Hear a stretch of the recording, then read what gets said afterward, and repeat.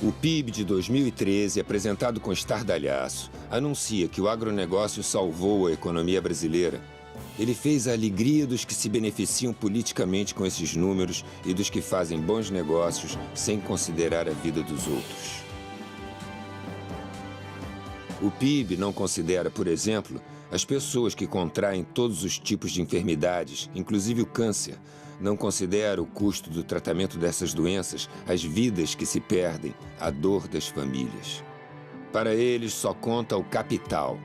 Não se discute qualidade de vida nem a destruição da natureza. Só vale o mundo dos negócios. Eles estão contaminados pelas estatísticas mentirosas que mascaram uma guerra contra a vida. Em 2011, éramos cerca de 20 entidades. Hoje somos muito mais. Um imenso conjunto da sociedade luta contra o veneno que nos mata um pouco a cada dia quando consumimos alimentos contaminados pelos agrotóxicos.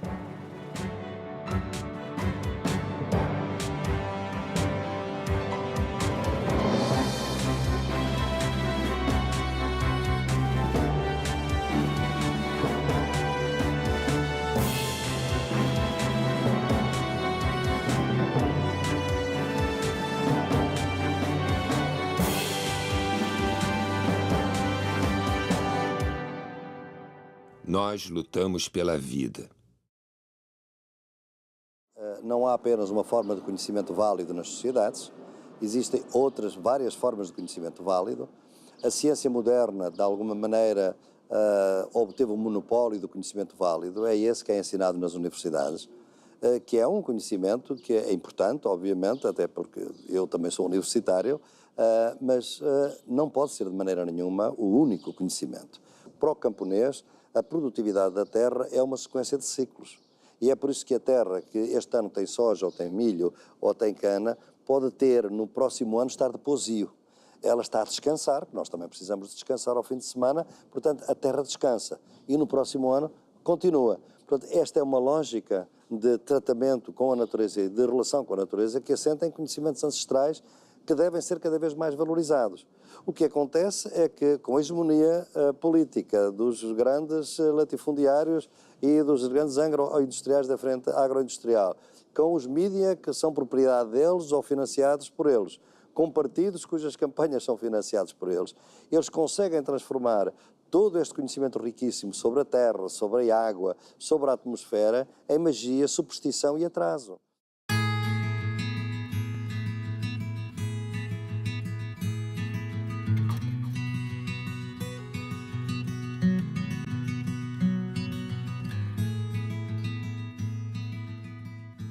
Nela, até agora, não podemos saber que haja ouro, nem prata, nem coisa alguma de metal ou ferro. Nem ouvimos. Porém, a terra enche de muitos bons ares, assim frios e temperados. Águas são muitas, infindas, e em tal maneira graciosa que, querendo aproveitar, tacear nela tudo, por bem das águas que tem. Carta a El-Rei Dom Manuel sobre o achamento do Brasil, 1º dia de maio de 1500. Um dos grandes dramas do século XXI será a luta pelo controle da água. Chamada Blue Gold, ouro azul, pelas transnacionais que querem transformá-la em uma commodity a ser negociada nas bolsas de valores. Para a maior parte da população, a água é um bem comum inegociável. Brasil, Venezuela, Peru, Colômbia, Bolívia, Equador, Guiana e Suriname são os 8 países que formam a região amazônica. Eles têm o dever de protegê-la contra a ganância dos especuladores. Nesse cenário de destruição, até a natureza pede socorro.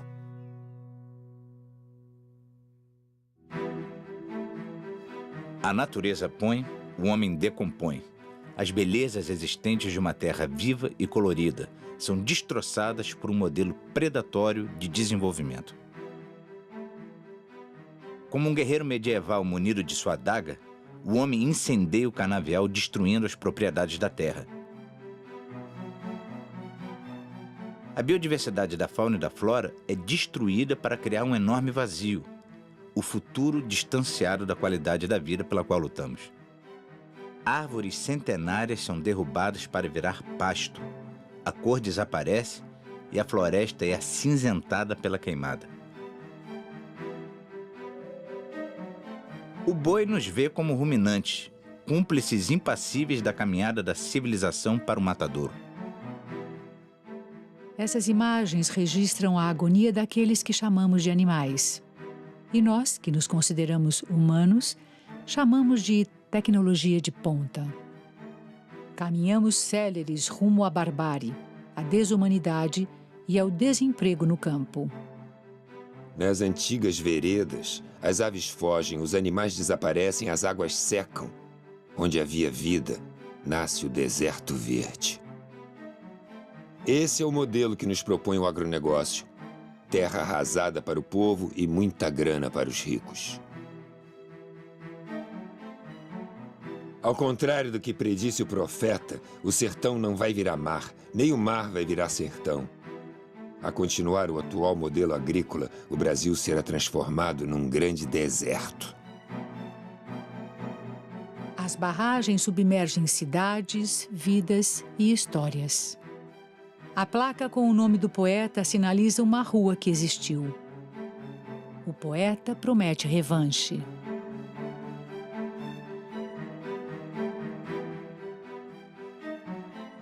Seus poetas, lá no fundo das águas, vão reconstruí-la, vão reescrevê-la, e ela virá à tona, com limos, com magmas, e nós, homens mortais, vamos arrancá-la das águas, como nasce uma estrela de outra estrela.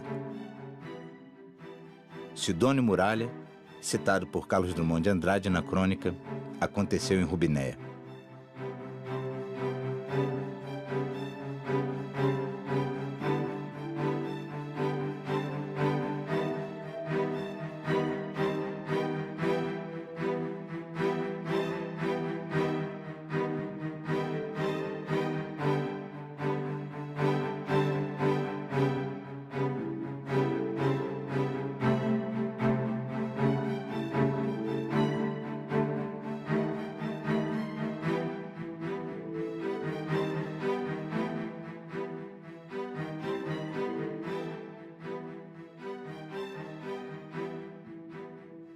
Antigamente, né, a geração anterior que a nossa, as pessoas ficavam com câncer já no final da vida, como que as células iam cansando, era mais fácil elas adoecer. Agora não, crianças com 10, 12 anos têm câncer.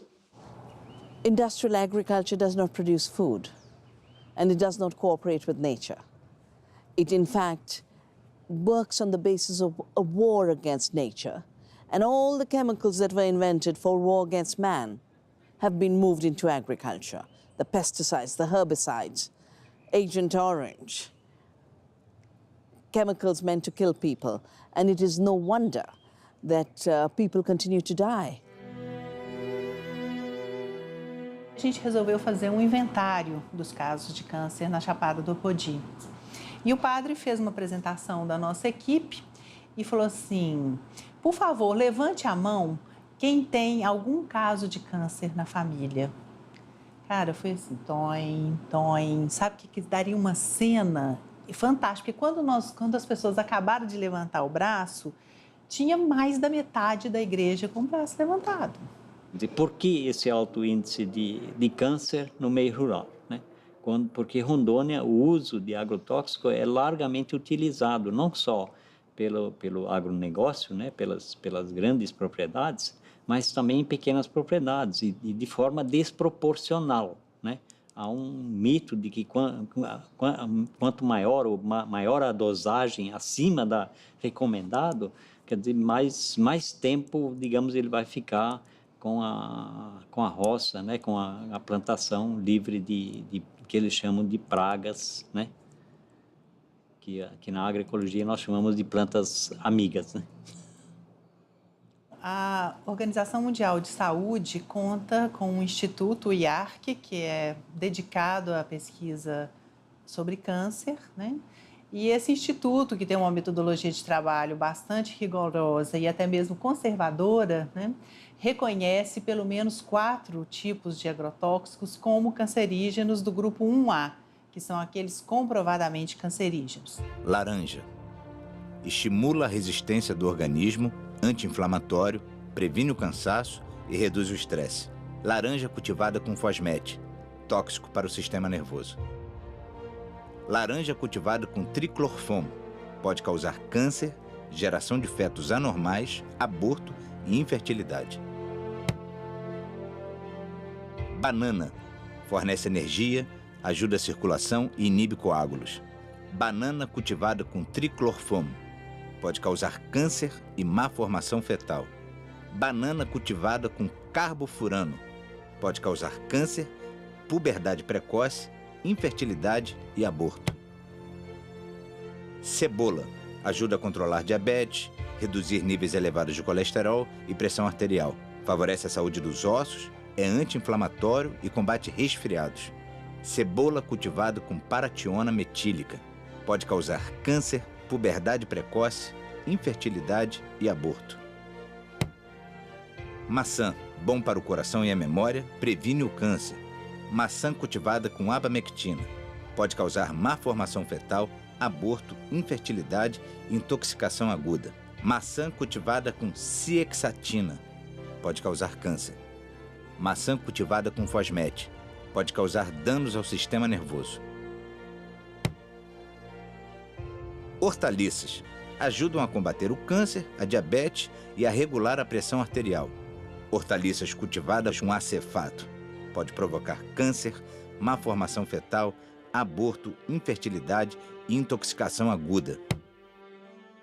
O câncer de bexiga, o câncer de rim, todos esses tipos de câncer são, de alguma forma, apresentam forte associação com a poluição ambiental, com agrotóxico, com contaminação, especialmente por metais, que são essas substâncias presentes nesses agrotóxicos que estão associados com o aparecimento de câncer. A função dos agrotóxicos é ser um elemento de eliminar organismos vivos, né? Eles produzem, dentro de determinadas escalas de contaminação, doenças, que elas podem ser doenças de curto prazo e doenças de longo prazo. E isso significa nós estarmos lidando com intoxicações agudas até várias formas de câncer que você tem colocadas aí pelo processo cumulativo, e hoje isso está extremamente disseminado do ponto de vista da população. A legislação sobre isso é um problema muito complexo, porque você tem, de um lado, a vigilância sanitária, que é um órgão ligado ao Ministério da Saúde.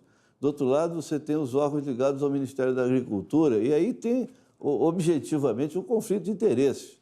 Quer dizer, além da questão científica, quer dizer, nem sempre essas decisões governamentais são tomadas com base científica. Elas são tomadas com base em interesses econômicos também. Então, a evidência científica, muitas vezes, não é suficiente para influir numa decisão econômica. E nesse embate entre os interesses do agronegócio e os interesses da saúde pública, frequentemente os interesses da saúde pública são sacrificados. Quando eu tenho o consumo de fertilizantes, químicos, de agrotóxicos, etc., uma parte significativa da renda da terra fica com essas empresas. E há uma organização dessas empresas oligopolizada hoje.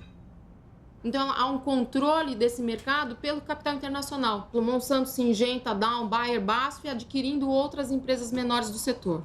No mundo, né? Não só no Brasil, no mundo como um todo. No ano de 2010, essas indústrias juntas tiveram um faturamento, uma receita líquida de 15 bilhões de reais. 15 bilhões de reais. Pelo menos 130 empresas fabricam agrotóxicos no Brasil. 6 delas dominam 68% do mercado.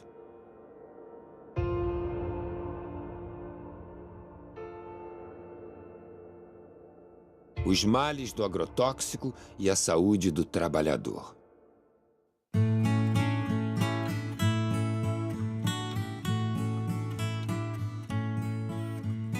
O Vale do Açu hoje é uma das regiões mais que tem a incidência de câncer no estado, né? A pesquisa chegou à conclusão de que os trabalhadores rurais bebem água lá na região de péssima qualidade, né? Em 2 locais foi encontrado água contaminada quimicamente com agrotóxicos. O índice de suicídio é altíssimo, o de câncer, o CA, então assim, é muito alto, né? E antes dessas empresas chegar, nós não sabíamos nem o que era isso. Nas frutas eu usava só a bota e o avental. Não tinha luva e não tinha máscara, então isso jorrava na minha cara. Muitas vezes. Aí eu ali fui sentindo dor de cabeça, começou tendo infecção urinária e eu tendo febre e um tremor nas minhas pernas. A doutora Fátima, ela diagnosticou isso, que eram os produtos, porque nesse caso não foi só eu, ela atendeu várias pessoas da firma de onde eu trabalhava lá no Carpes e por conta dessa descoberta que ela fez, ela foi tirada daqui. Eu comecei a notar que algo estava errado quando eu tive uma incidência muito alta de pessoas com sintomas psicóticos agudos. Aí que eu fui notar que essas pessoas que estavam com esse surto psicótico tinham algo em comum. Todas trabalhavam nas empresas de plantio de banana. Teve gente que ficou que nem louco. Eu fui uma. A dor de cabeça que eu senti era tão forte que eu me joguei na frente de um ônibus. Tirei esse joelho do lugar. Eu fiquei que nem doida, eu entrei em depressão, não queria ver ninguém. Eu rasguei roupa, eu jogava minhas coisas fora. E por conta disso, o engenheiro disse que eu era louca. Mas a minha loucura era as dores que eu estava sentindo. Eles, no set do consultório, eles contavam coisas, entendeu? Inominadas. Muitas vezes eu anotava em prontuário, tem tudo anotado em prontuário. A notícia que eu sei é que esses prontuários estão perdidos. Aqui nós temos uma empresa por nome Del Monte que ela pulveriza. Ela tem um avião que ela sai pulverizando. Ela vai lá para o setor, põe o produto e vem pulverizar aqui na empresa. Aí aqueles produtos ele pode cair na água, que tem um rio próximo. Inclusive, houve muita perca de peixe, de pássaro. A funcionária deles da Belmonte me procurou e me disse que, olha, doutora, a senhora fique certa de que na Belmonte tudo é feito muito legalizado. Nesse mesmo dia, por coincidência, entra um paciente na minha sala chorando, aos prantos, dizendo que tudo que era vivo na casa dele tinha morrido, só restou a mulher e os 2 filhos. Por que aconteceu isso? Ele disse, doutora, é porque eu moro na curva do avião. E quando o avião da empresa faz a curva para despejar o veneno, derrama um pedaço em cima da minha casa. Morreu tudo, não ficou nem sapo. Se você for hoje em qualquer delegacia ou superintendência, agora se chama Superintendência Federal de Agricultura, do Ministério da Agricultura, no Brasil, em nenhuma delas você vai encontrar um ato de fiscalização contra um agricultor que se envenenou. Nenhuma. Se você for no Ministério da Saúde, também não existe. A pergunta é por quê? A questão é ideológica. Se você quiser saber hoje quantos dos cânceres no Brasil têm a ver com agrotóxicos, você não consegue essa resposta nos diferentes sistemas de informação em saúde que a gente tem, né? E se você quiser buscar entre os registros de câncer qual é a ocupação dessas pessoas, você vai ter dificuldade também de encontrar o dado de ocupação, por incrível que isso pareça, né? Então, há toda uma tendência de ocultamento mesmo disso, né? Desses problemas de saúde, eles não aparecem, né? Para cada informação de que houve intoxicação que chega ao Ministério da Saúde ou à Fiocruz, a gente tem 50 casos que não são notificados. O que isso significa, né? Significa, nesse período de 99 a 2009, nesses 11 anos, foram 62 mil intoxicações por agrotóxicos no país, ou 5.600 por ano, ou 15 diárias, ou, se preferirmos, uma a cada 90 minutos. A cada 90 minutos no Brasil alguém é intoxicado.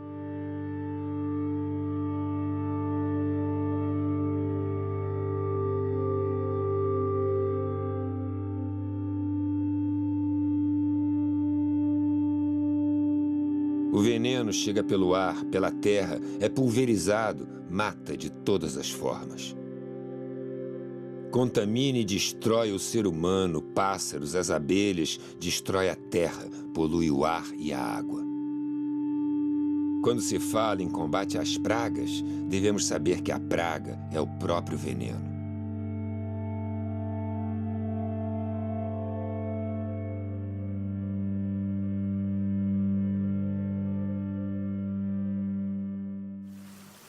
Em 3 de maio de 2013, a Escola Municipal São José do Pontal foi atingida por uma chuva de veneno Engelpleno, da Singenta, lançado sobre lavouras de milho transgênico.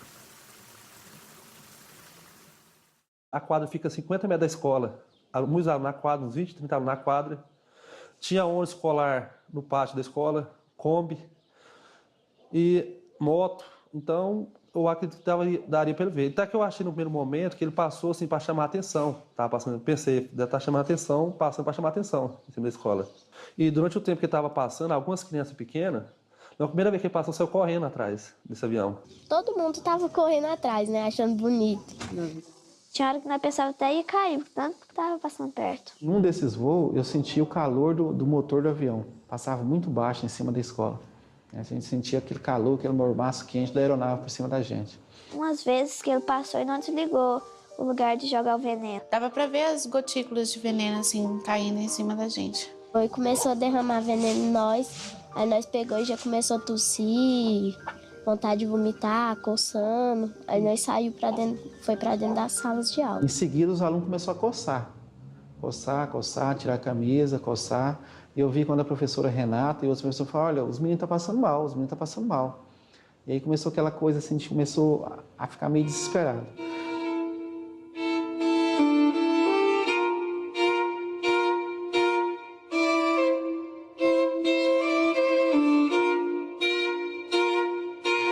Aí eles ligaram da escola pro SAMU, o SAMU veio de encontro com outro ônibus, que eles colocaram as crianças que estavam passando mal mais que os outros dentro do ônibus e foram de encontro com o SAMU. Quando a viatura alcançou, o pessoal parou, fechou a estrada, a GO lá, fechou a estrada, e lá mesmo o pessoal do SAMU, bombeiro e ambulância da saúde mesmo que estava indo, começou a fazer atendimento a essas crianças, no meio da estrada lá. As crianças já chegou no hospital com soro, né? Por exemplo, a Luana deu vários desmaios nessa viagem, até mesmo dentro da viatura. Outros já chegaram com oxigênio. Situação assim de pânico mesmo. Senhor Jesus, misericórdia.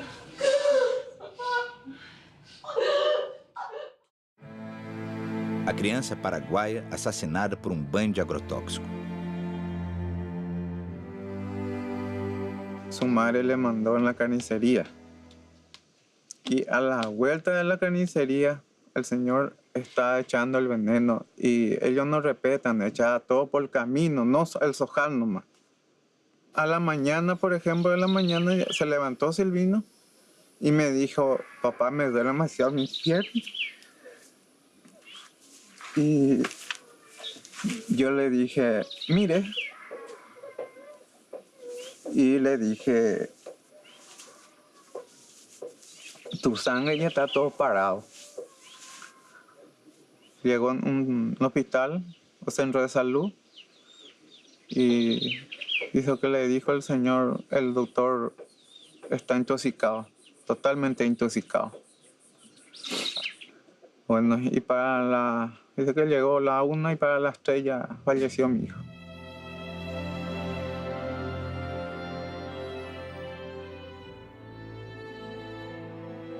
A cultura do tabaco utiliza em média 42 tipos de agrotóxicos, causando uma devastadora contaminação humana e ambiental. Eu estou no fumo desde os 7 anos que o pai começou a plantar. E desde ali, eu estou na lida do fumo, sempre, direto, cada ano. E daí, com isso, eu sinto mesmo em mim que está agravando cada vez mais, né? Nós, aqui na região da Depressão Central, região do Vale do Taquari, região Vale do Jacuí, é a maior região produtora de fumo, tabaco do Rio Grande do Sul, né? Os vizinhos ali para cima também tem. que fico mal, dá dor de estômago, vomito, fico bem ruim quando colho o fumo. Nós tínhamos uma carreira de abacate ali em cima, faz tempo, mas morreu tudo. Está no ar o veneno, nas águas, por tudo, não tem. As pessoas não têm mais como se escapar também. Olha, das vezes que eu fiquei ruim, eu acho que foi da consequência do fumo. Porque eu estava lidando no fumo, dá um vômito tão forte, né? E um mal-estar, uma tonteira que eu acabo indo pro posto, né? Fazendo um soro daí. A servidão torna os plantadores de fumo totalmente dependentes das fumageiras. As famílias produtoras de fumo, além de todos os riscos que ela se submete em termos de saúde, ela deixa de produzir seu próprio alimento. São famílias que não têm mais vida comunitária, porque é um tipo de trabalho que alguns chegam a usar o termo servidão. É um termo bastante forte, mas é um estilo de servidão, porque não tem nada a ver com a lógica camponesa de organização do trabalho. Cada família, na sua propriedade, trabalhando para uma empresa. Arresto. Dona Eva da Silva. Um caso exemplar. Quando a família ela não cumpre a estimativa, ou até mesmo não tendo nenhum problema, quando a família não está entregando o seu produto, a indústria tem um respaldo jurídico que é fazer o aresto. O que é o aresto? O aresto é uma medida judicial que a empresa tem legalidade para fazer, que ela busca junto com o juiz uma autorização para ir lá arestar, buscar do galpão do agricultor para a sua empresa o fumo. Mataram a minha mãe com ordem da justiça. Ela não tinha uma conta. Tá aqui as notas fiscal. Tá aqui os negativos do último ano. 0. Insumo 0. Prestação de forno 0. Tá aqui as notas fiscal. Aí a empresa vai com um respaldo policial, vai oficial de justiça, vai funcionários da brigada, né, policiais acompanhar os funcionários da empresa para ir lá buscar o produto. E a dona Eva, mesmo alegando que não tinha dívida, né, eles, não, nós vamos carregar o teu fumo. E ela disse, não, se vocês carregarem o meu fumo, eu vou me matar. E assim ela fez. Começaram a quebrar a porta do galpão, começaram a carregar. Ela veio atrás da casa, tinha uma parreira com uva, com tanque, pegou uma corda, se enforcou, se ficou em pé. E ali ela morreu em pé. Por causa de uma fumageira.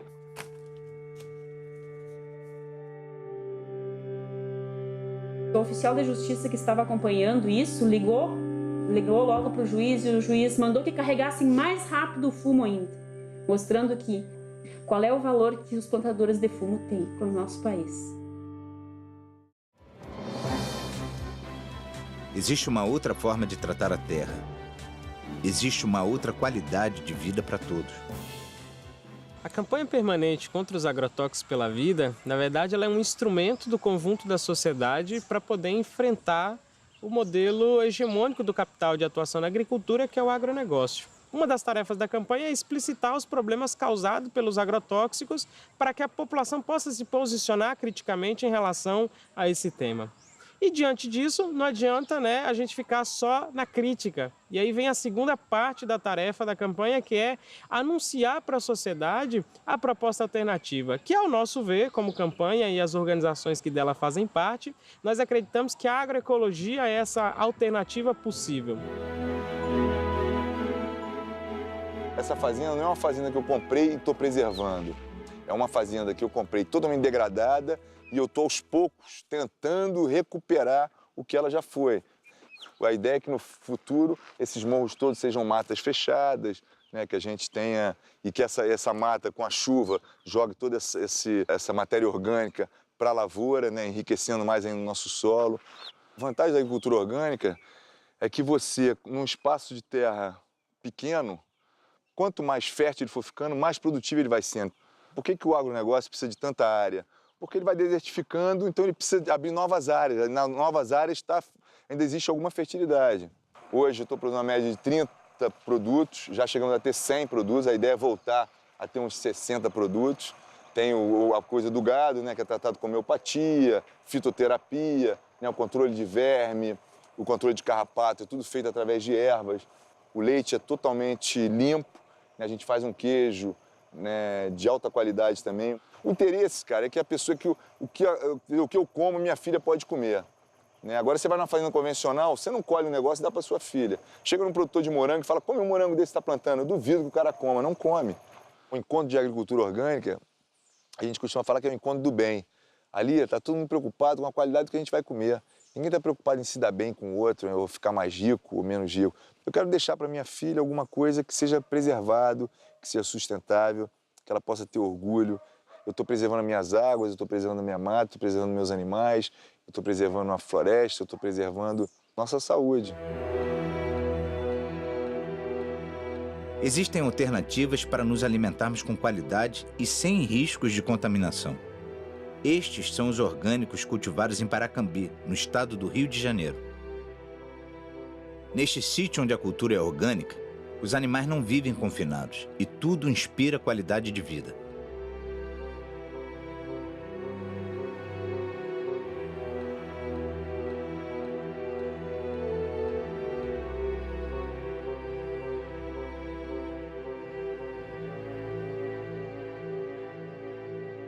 Além de não conter agrotóxicos, o alimento agroecológico também não porta em si injustiças. Ele não porta expropriação da terra, ele não porta trabalho infantil, ele não porta violência contra a mulher, ele não porta contaminação ambiental dos rios, do solo, dos açudes, contaminação das pessoas e contaminação dos alimentos. Os que ainda aguardam a terra já trabalham com agroecologia.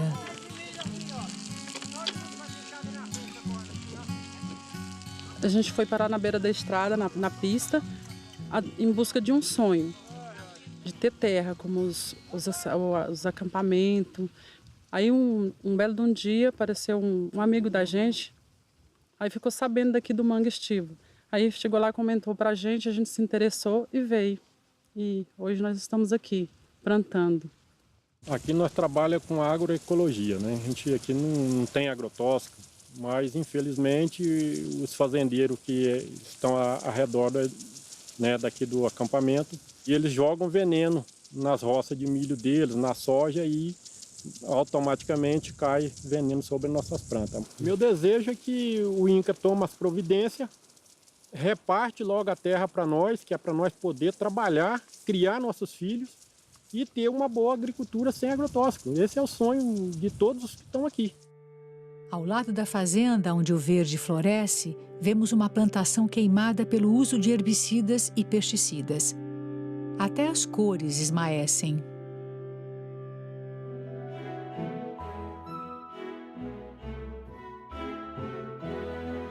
O assentamento Roseli Nunes, em Mirassol do Oeste, no Mato Grosso, desenvolve cultivos agroecológicos, mas não consegue a certificação da produção devido aos agrotóxicos aplicados na monocultura da cana e que atinge as suas hortas. Pedimos ajuda e o apoio dos órgãos públicos de todas as áreas: saúde, agricultura, meio ambiente. Nós lutamos pela agroecologia, pela produção natural do alimento.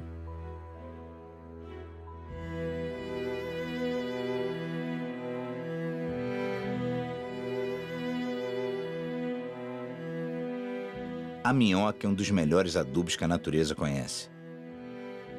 Aprendemos dentro da agroecologia de nós mesmos produzir nosso próprio semente.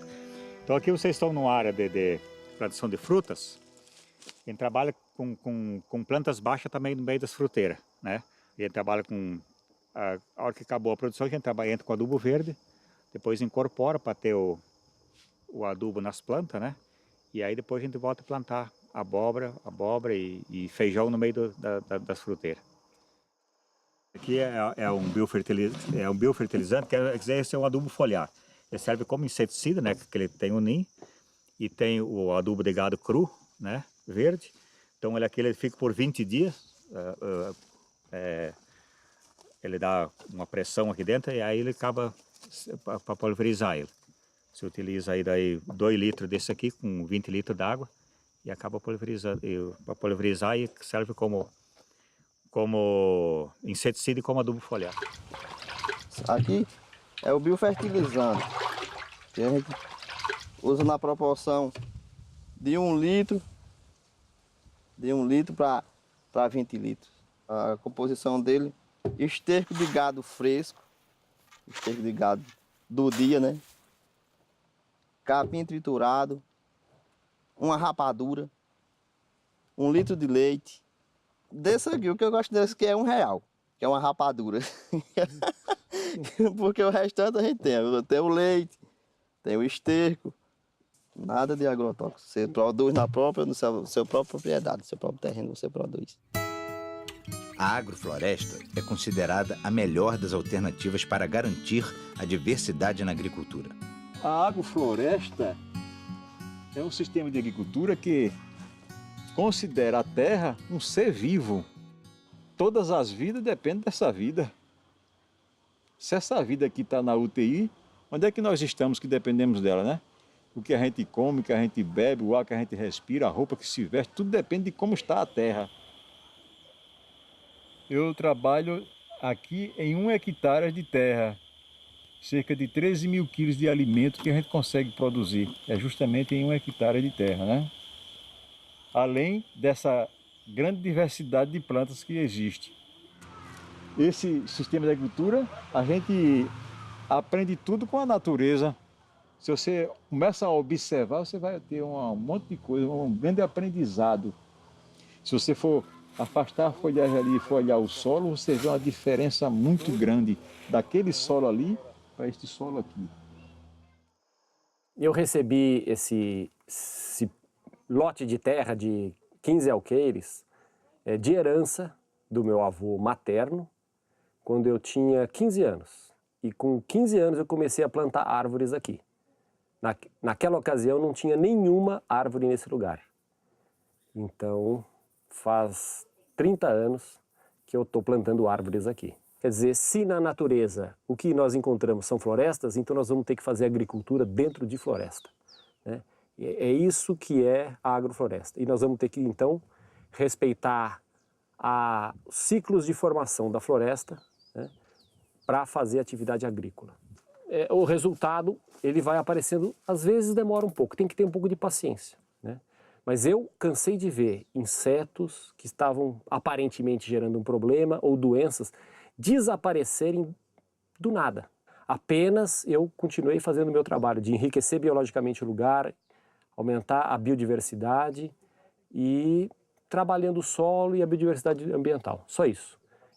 Há um grau de artesanato na nossa atividade, mas isso não quer dizer que precise ser feito pequenininho só para o autoconsumo. Respeitando esses fundamentos, eu consigo ter uma produtividade igual ou melhor que o melhor agricultor convencional.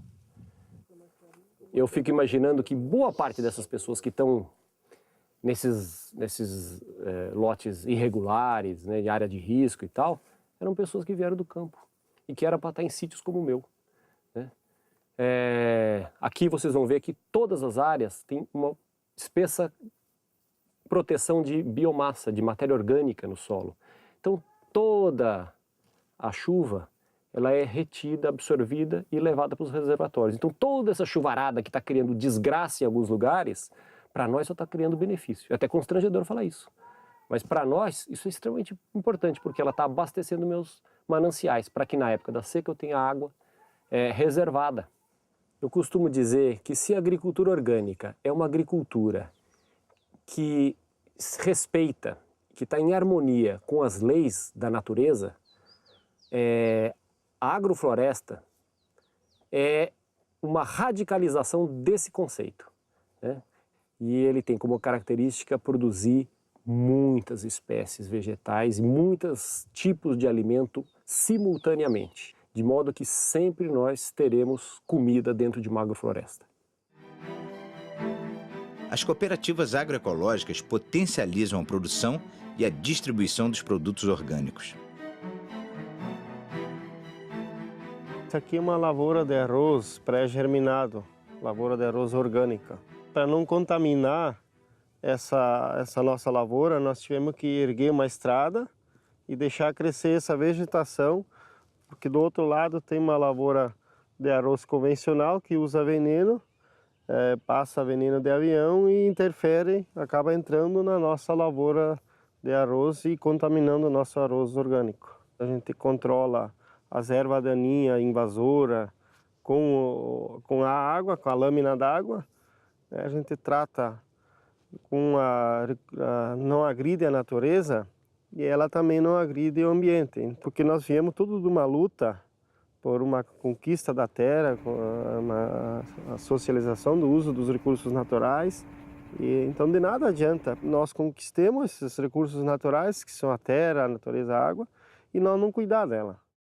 Então, aqui a gente faz o processo do recebimento do arroz. Então, o arroz é plantado e tal e vem para cá.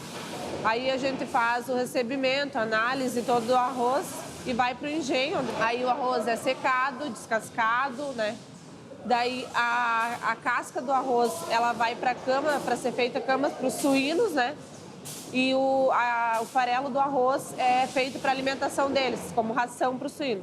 E daí o arroz próprio, né, vem para cá, para a sala da embalagem, onde a gente faz o processo de empacotamento, embala todo o arroz e deixa ele pronto para ir para o mercado.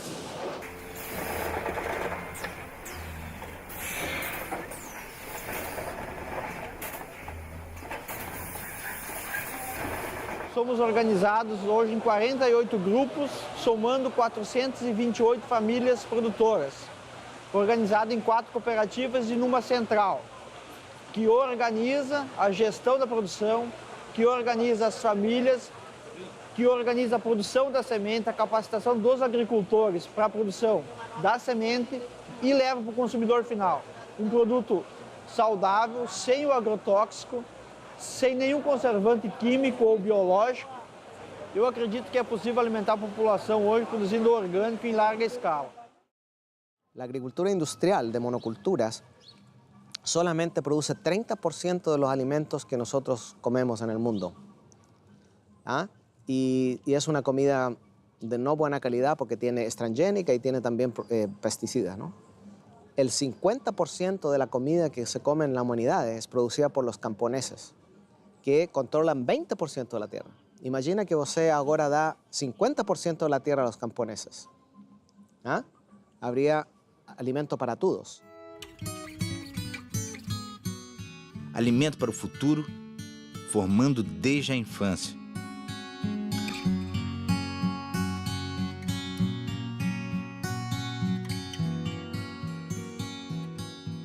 A merenda escolar, a gente recebe um recurso, né? E desse recurso a gente tem uma porcentagem que vai comprar da agricultura familiar. E a gente compra aqui da região, né? Das famílias assentadas. Porque a gente entende que essa alimentação que é produzida aqui nos assentamentos são de boa qualidade, até porque elas são orgânicas, né? A gente também busca trazer para a realidade dos conteúdos a questão da importância da saúde alternativa, da alimentação saudável e tem uma oficina especial para a questão da agroecologia, onde a gente também produz a questão da horta, do uso eficiente da água. É de uma importância prioritária e fundamental para realmente conseguir divulgar e também fazer com que as famílias, as pessoas se conscientizem da importância de uma alimentação saudável e também do meio ambiente, né? Aproximando o produtor do consumidor. As feiras agroecológicas.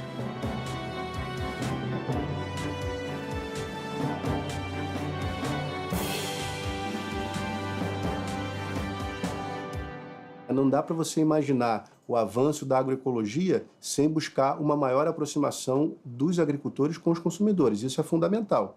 As experiências agroecológicas, elas avançam mais onde você tem mercados locais que são capazes de absorver essa produção.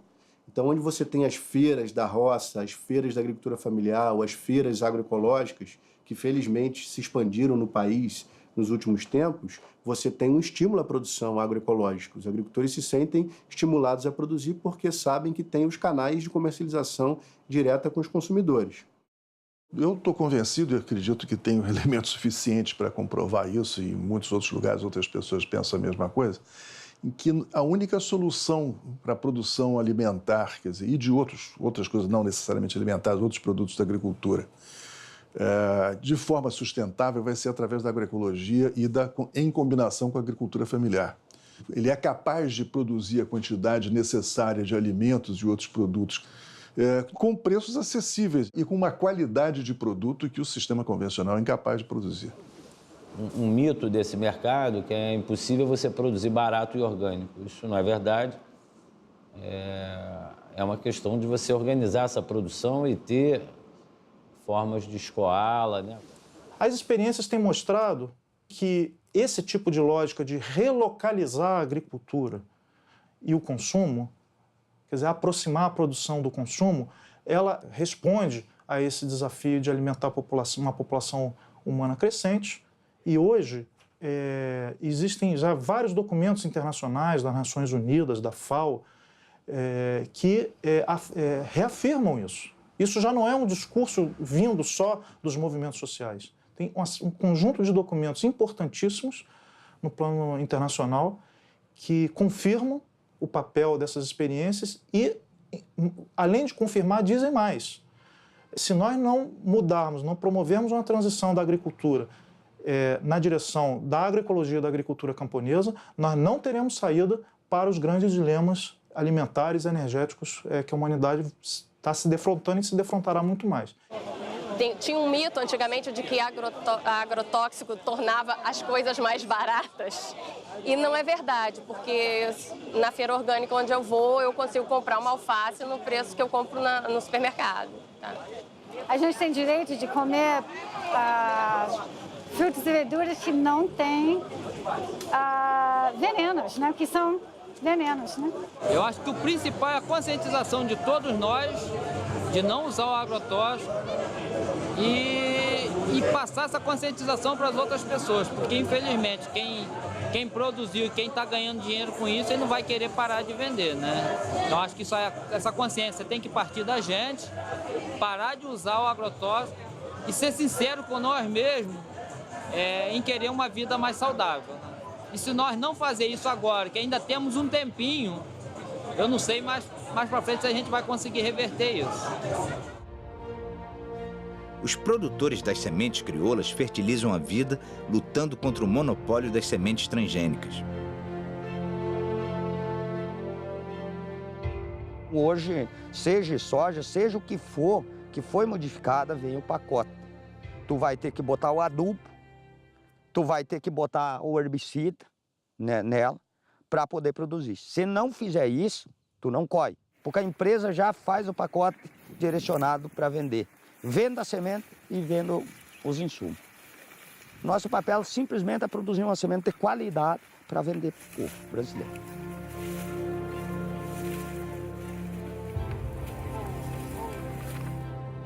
Uma ideia que a gente criou, que a gente produzir e não cobrar muito caro. Porque senão o pobre, aquele está com menos condições financeiras, ele vai acabar comendo veneno igual. Então a gente precisa fazer alguma coisa para contribuir com o pessoal também, né? Essa aqui é a nossa câmera que a gente guarda a semente, né? Aí ela fica armazenada aqui dentro. Depois que ela é limpada, beneficiada, ajeitada, aí a gente bota nas bombas e aí traz para cá e aí tem essa identificação, ó, lote por lote, ó. A semente, ela é a independência dos povos pobres. O produtor ele é independente se ele tem terra e semente. A importância da semente crioula, da semente orgânica, da horta orgânica, ela é uma importância tão grande na vida nossa. Essa é o nosso projeto de liberdade. The power of the corporations that began as chemical companies to make war chemicals became chemical companies to sell poisons in agriculture and now control the seed. They have such a strong power. They are shaping agriculture policy. They are shaping government decision. And this is against democracy. It is a kind of dictatorship. Uma das frentes de luta neste momento nesta área é exatamente a luta pelas sementes e a luta pelas sementes camponesas e pela variedade das sementes, que, como nós sabemos, em certos continentes, nomeadamente na Índia, só para o milho havia milhares de variedades e que foram sendo destruídas pela Revolução Verde e que agora estão ainda a ser mais destruídas pelas sementes transgénicas e, portanto, com os organismos geneticamente modificados. Não são poucos no Congresso os que sabem dos riscos do agrotóxico para a saúde de todos. O problema é que a bancada ruralista está mais interessada nos negócios do que com a saúde pública.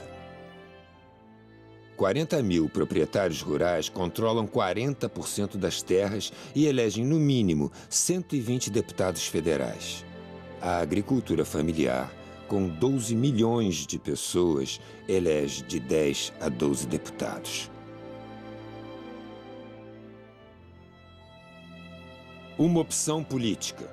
O Ministério da Agricultura recebe 10 vezes mais recursos para cuidar do agronegócio do que o Ministério do Desenvolvimento Agrário usa para cuidar dos pequenos agricultores. Enquanto o agronegócio cria commodities para exportação, o pequeno agricultor põe comida na sua mesa.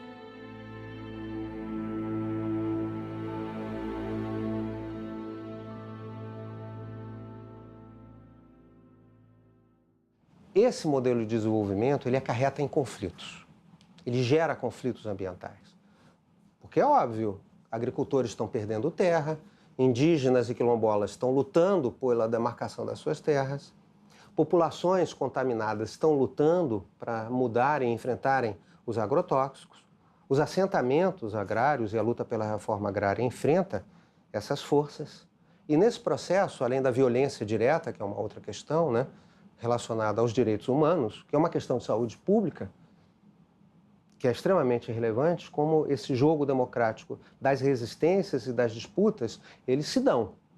Se acusa muito e criminaliza-se muito movimentos sociais, mas não com a mesma velocidade ou com a mesma força que deveria se avaliar os poderosos economicamente e politicamente que infringem direitos humanos e que desrespeitam as populações e violentam, assassinam, ameaçam.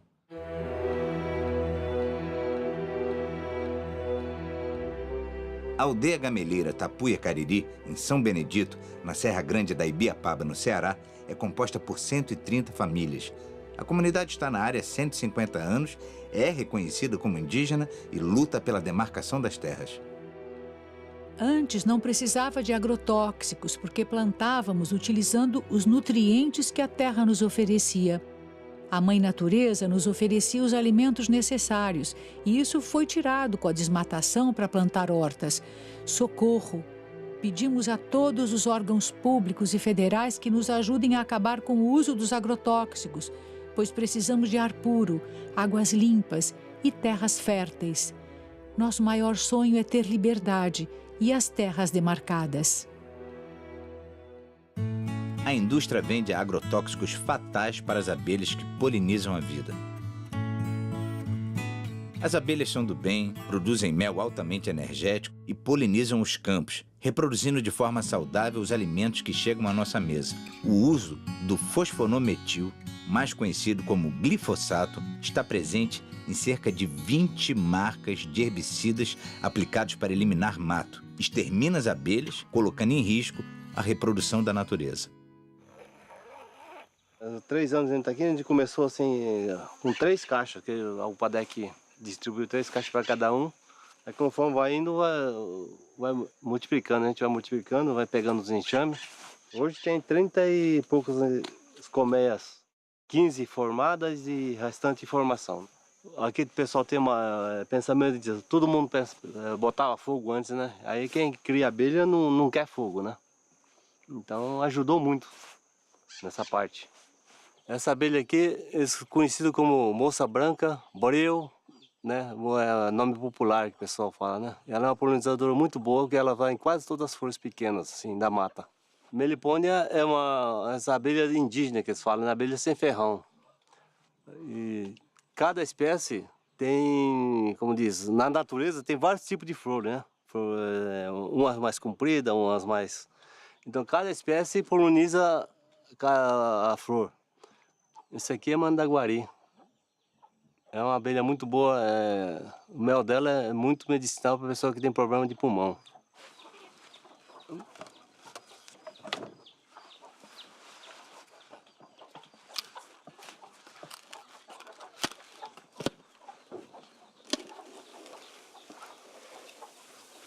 Aqui, ó. Esse aqui é o filhote, né? Esse aqui são os potinhos de mel e pólen.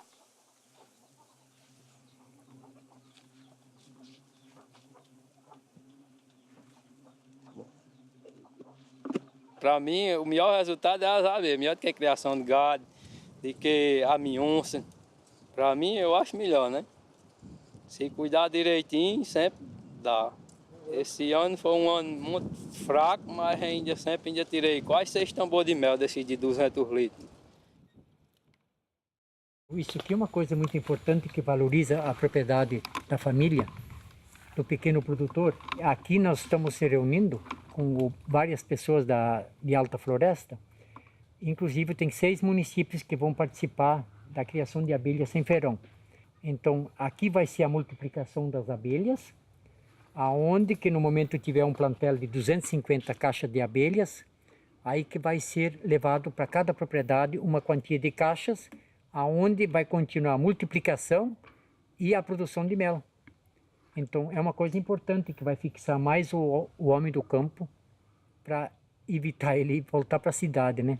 Cada fileira dessas aqui nós vamos pôr 50 caixas. Tem 5 fileiras, então vai ter 250 colmeias aqui.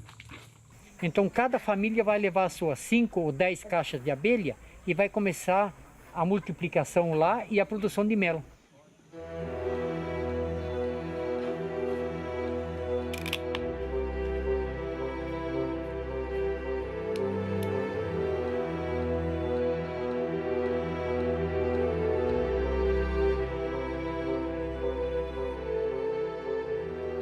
Nós visitamos comunidades, por exemplo, em transição agroecológica, onde está organizada uma cooperativa de jovens que fazem apicultura numa atividade altamente compatível com o semiárido, né?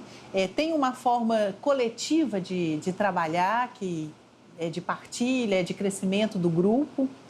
Tem uma relação com a natureza que é muito bonita, né? Eles falam, por exemplo, do trabalho que a abelha tem de refazer os alvéolos da colmeia, né? E por isso, como eles se sentem motivados a cuidar muito da colmeia quando eles vão extrair o mel, de forma que eles possam devolver de novo esses alvéolos íntegros para lá, para não dar tanto trabalho assim à abelha, levando em conta que ela já cuida tanto deles e já trabalha tanto para eles e já produz o mel, né? Quer dizer, uma outra concepção de relação com a natureza.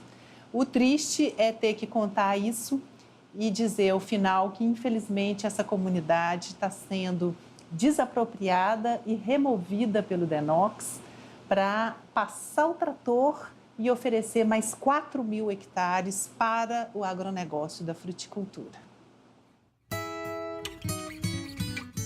No Brasil, as mães da Praça de Maio cuidam da natureza e lutam pela saúde de seus filhos. Com o projeto irrigado, não podemos entender. O que temos conquistado tem muitas páginas para ler. Aproveite o conteúdo. O poder que pode tudo é necessário rever. É tudo que possuímos, quem acompanha tem visto. Nossa luta foi contínua, sem pensar no imprevisto. É proposta incomparável deixar a vida saudável para uma vida de risco. Nós estamos vivendo diante de um dilema que é o projeto de irrigação da Chapada do Apodi, onde lá nós temos cerca de 1.000 famílias que vivem da agroecologia na sua pequena propriedade, nas suas áreas de assentamentos, e agora a presidenta Dilma em um decreto, decreta a desapropriação de 13 mil hectares. Para vocês terem uma ideia, o município de Apodi é o terceiro PIB do estado, devido a toda essa produção, todo esse trabalho. Esses agricultores hoje, com todos esses projetos, com assistência técnica, com uma renda que não se tem em outro lugar no semiárido. Sabemos da nossa luta, do dia a dia, que se nós perdemos as nossas terras, se perdemos os nossos territórios, também não só perdemos a nossa autonomia econômica, mas perdemos a soberania sobre os nossos corpos e nossas vidas. Há um projeto que está dando certo. Há pessoas trabalhando e vivendo bem. Os trabalhadores que vão para a Chapada do Apodi, levados pelo DENOC, é para ter mão de obra barata e concentrada para as empresas. Eu acho que Dilma está fazendo uma coisa que nenhum governo da ditadura militar teve coragem. Que esse projeto foi dentro da ditadura militar. A gente sabe que são muitas experiências que já está dando certo concretamente durante esses 15 anos que a gente construiu, juntamente com os movimentos, mas um projeto vem destruir tudo que a gente construiu desse ano. E o sindicato não poderia concordar com esse tipo de coisa. É entregar todas as nossas terras ao grande capital e fazer de conta que nós, trabalhadores rurais, servimos só para ser empregados. E isso a gente não concorda. Essas comunidades que estão a sofrer uma agressão extraordinária, essa agressão não é apenas nos seus meios de vida, na sua água, nas suas terras, no seu ar, obviamente, mas é também nas suas organizações.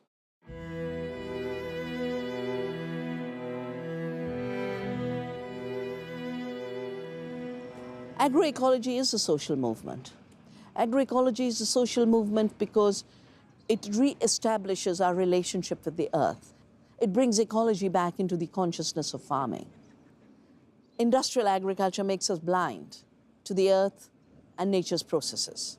But it is also a social movement because it is attracting very different kinds of people who become agents of change for how we produce agriculture and how we produce our food.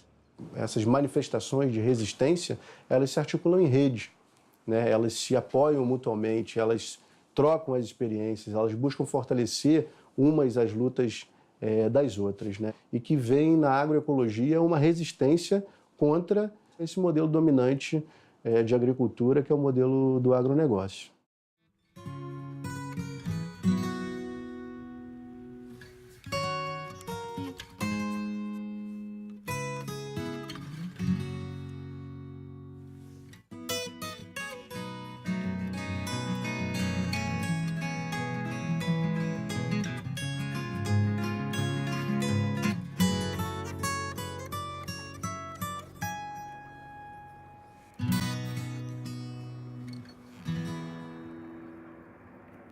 Estou aqui há 53 anos. Eu fui o maior defensor da transposição do rio, porque eu achava que transposição, para transpor, tem que revitalizar. E eu tinha muita esperança de que, com a transposição, viria a revitalização. Infelizmente, não está acontecendo. O Rio São Francisco é tudo. O Rio São Francisco trata de mais de 30 milhões de pessoas. O Rio São Francisco é uma mãe. O Rio São Francisco, gente, é um rio da unidade nacional, o rio da integração. O único rio que corre para o norte, corre para cima, é o rio que é a salvação do Nordeste.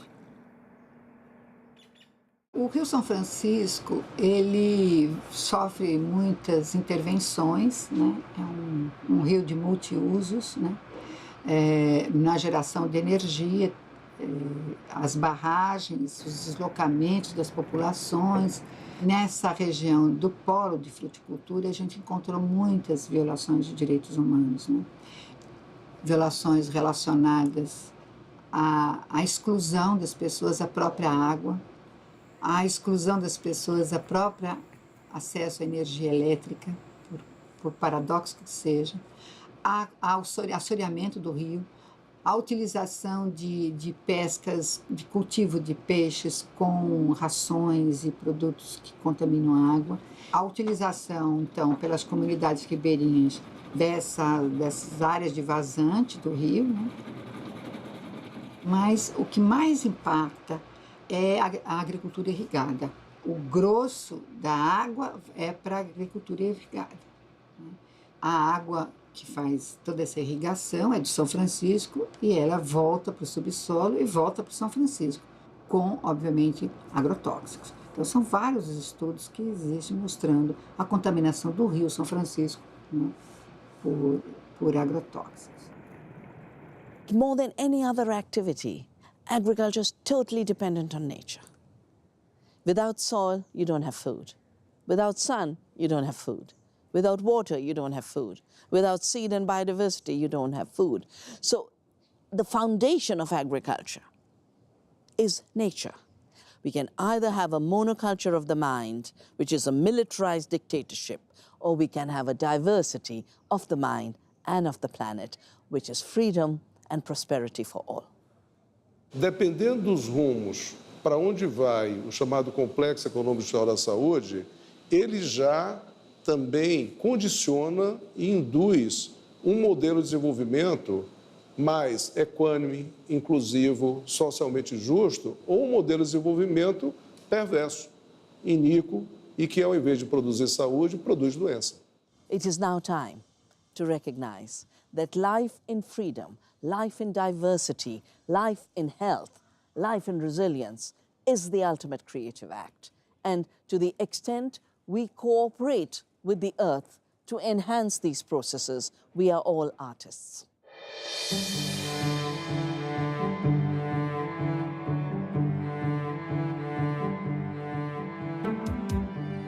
Já se trata de escolher em que mundo a gente quer viver. Se em um mundo de beleza e liberdade ou em um mundo de exploração, doenças e terra arrasada.